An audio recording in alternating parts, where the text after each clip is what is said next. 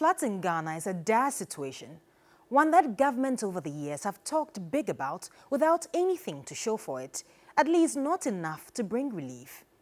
President Akufo-Addo on Wednesday touted his government as one to have made the most investment in tackling floods, but the reality on the ground leaves much to be desired.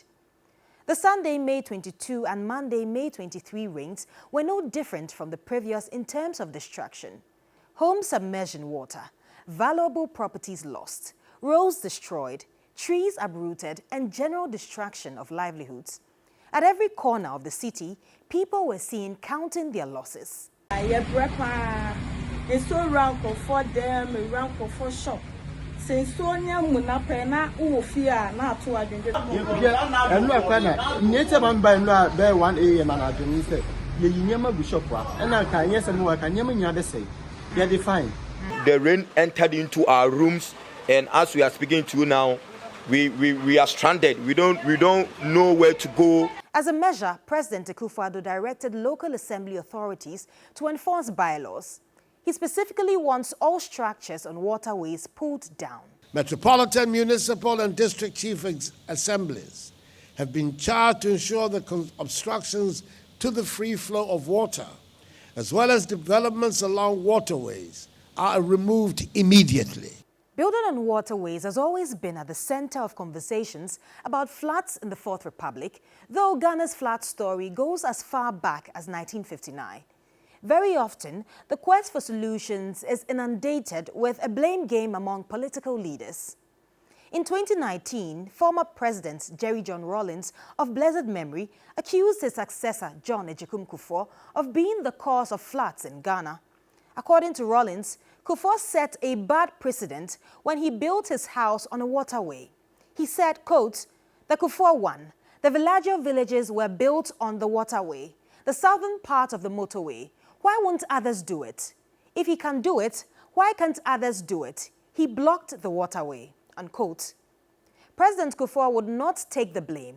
In 2015, soon after the June 4th disaster, he too blamed the flood situation on, quote, "a general lack of continuity in our development process," unquote. He had hoped that the incident, which claimed about 150 lives, would be a turning point. But it does appear the point never turned.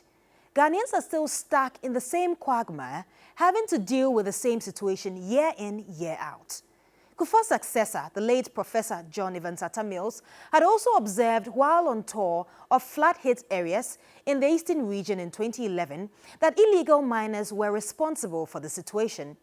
In his words, quote, "The activities of Galamsey operators have caused enough damage to lives and property, and we can no longer allow them to continue," unquote. Former President John Dramani Mahama and the who the June 4th twin disaster of flood and fire happened, also observed in 2015 that unplanned settlement exacerbated the flood situation. While floods are a natural characteristic of rivers and streams in their lower courses, the severity and damage they can cause are exacerbated by uncontrolled human settlement and activity.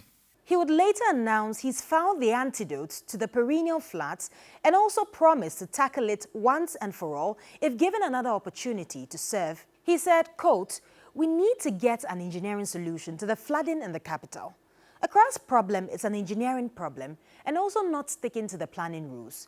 So we are looking at the big push and see how we can channel some of that money into solving the flood issue in Accra in particular," unquote. As it stands, all eyes are on the MMDCs to carry through the president's directive. But will that be an end in itself? Tony Asari of the Ghana Institute of Architects believes more can be done beyond the politics. The assemblies are required to come and inspect your land, right. And the assemblies are also required to make sure that they go through staged development and inspection so that whatever you build is consistent. Until something radical is done, Ghanaians, especially those who live in the capital city of Accra, will always dread rains, not because they are not good, but simply because of the level of devastation they cause.